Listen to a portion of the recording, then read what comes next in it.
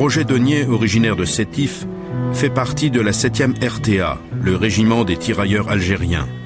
Le 11 mai, il est à Aubagne avec son régiment quand il entend parler pour la première fois des troubles en Algérie. On achète le journal et puis on s'aperçoit que des éléments de trouble ont perturbé les fêtes de la libération à Sétif. Pour nous, à ce moment-là, on a pensé que c'était une bagarre de gens qui avaient trop fêté le 8 mai. Et le lendemain, en rentrant au bagne, le commandant qui était à côté de moi déplie un journal et puis qui me dit « Eh ben, il s'en passe des choses dans votre pays. » Alors je dis « Qu'est-ce qui se passe ?» Ben, il me dit « Il y a eu des émeutes à Sétif et avec des victimes, il y a des morts. » Ah bon? Et il dit « Parmi les premières victimes, le maire, un juge de paix et le secrétaire de la section du Parti communiste. » Je donne un coup de frein à la voiture et je me gare. Je dis faites voir le journal et il me dit qu'est-ce qui se passe. Ben je dis le secrétaire du Parti communiste, c'est mon père.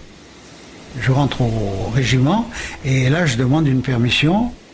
À peine arrivé sur le quai d'Alger, je prends le train en direction de Sétif et le train était convoyé par des Sénégalais qui étaient à chaque porte armés, à chaque porte de wagon. Et on arrive à Sétif, et alors là je découvre qu'il y avait des nids de mitrailleuses qui étaient en enfilade des rues et qui faisaient respecter le couvre-feu.